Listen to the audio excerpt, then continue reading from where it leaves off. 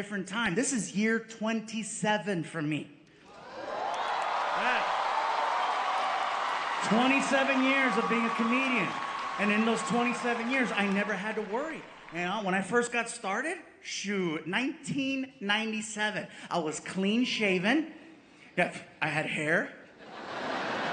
I know, look at some of you. What happened? Huh? Vaccine, I know. I'm kidding. Sorry, Florida. I'm kidding.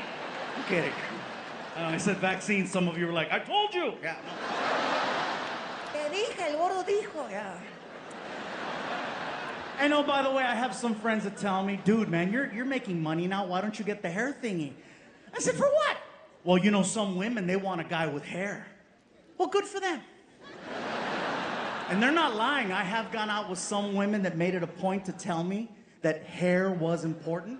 One told me flat out, I need to be able to run my fingers through your hair. Yeah? And I told her, hey, look, if you go deep enough,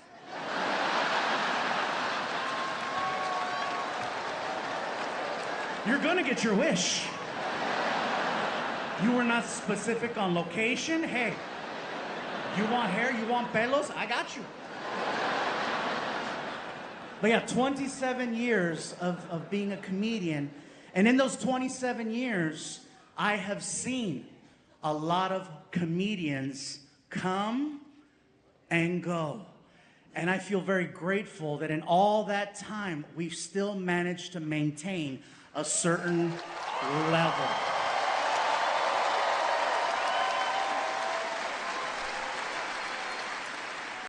The guys and I were involved in an emergency landing situation. I had chartered a private jet because my last Netflix special, the money finally hit my account, and I thought I was balling, right? Nope, turns out we were falling. Worst turbulence we have ever experienced in 27 years of being comedians. Worst turbulence I ever felt, for sure. At one point, the jet did this. I did this. The scariest part was watching my dogs leave the seat. Fortunately, we landed safely. We were okay. That's not what made the news. What made the news is that when we came in for the landing, the jet touched down and then it skid off the runway by 200 yards. And we ended up in a field. A field. A field. Are you kidding me? As hard as I work.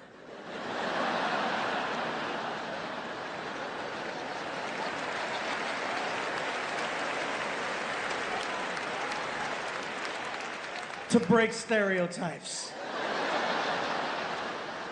A bunch of Mexicans ended up in a field. Yeah, that's what happened. That's how TMZ reported it. Mexicans found in field. In the movies, the pilots are always the first to know when there's an issue. And in the movies, the pilots always have the courtesy of telling the passengers. They love to hear themselves talk. They get on the mic. All right, sir, Captain speaking here. I just want to let you know we're going to be experiencing just a little bit of rough air. If you could just fasten your seatbelts, we're going to be A-okay. All right, I'll be right here with just a minute. If it gets bumpy, you know. All right, hey, everybody, it's your Captain speaking here. Somebody just had a little Mexican food here, so yeah. We're feeling a little bumpy up here. Yeah, we just had some fast food. But if you could, just a reminder to keep your seatbelts fastened. We might be getting a little bit... Oh, there we go, just a little bit there. All right, I'll be back with you in just a few seconds. If the plane's going down, brace for impact. Hold on tight. We're coming in hot. Our pilot, nada. Our pilot didn't say anything until we came to like a complete stop. And then maybe like a minute later, the cockpit door opened up and he stuck his head in and he's like, "You good?"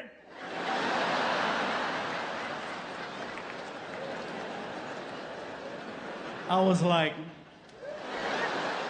my chihuahua's in a cup holder. I am not good. It was a scary situation, you guys. But let me tell you, even though we were involved in an emergency landing and we thought we were gonna die, I'm grateful for the experience, believe it or not. I'm grateful because it reminded me how valuable life is and how quickly things can change. Every now and then we need a little reminder. We need to get shaken up a little to remind ourselves, oh my God, this is special, this is important. Enjoy it, have fun. The rest of the day after the landing, there was nothing anybody could tell me to ruin how good I felt to just be breathing and be alive. Nothing.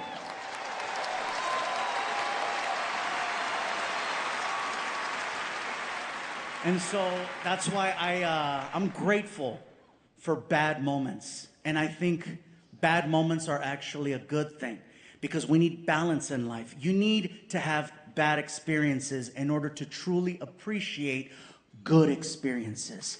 Not every day can be the same. And you need to have a way to balance. Now, don't get me wrong. Sometimes there's too many bad days in a row, and that shit sucks. And that's back.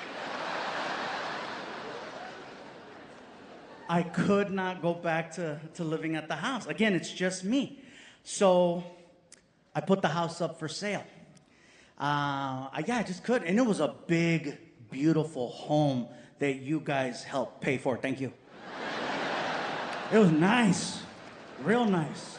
Freaking 4 bathrooms. 4 bathrooms. Yeah. 1 penis. Even if I ran, I couldn't, you know.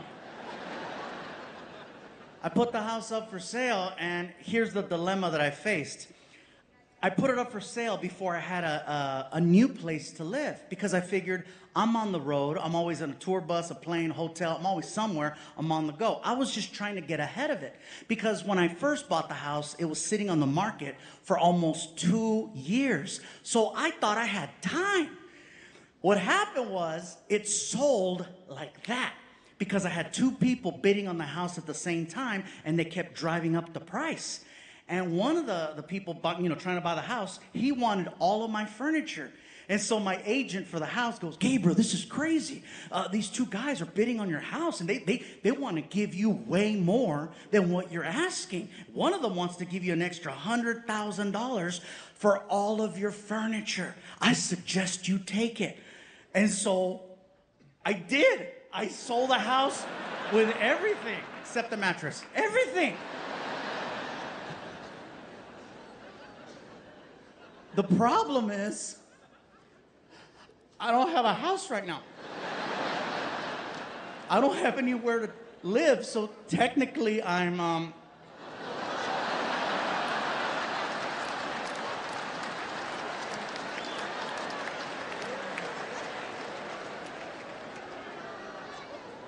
fuck it, I'm homeless. I don't care.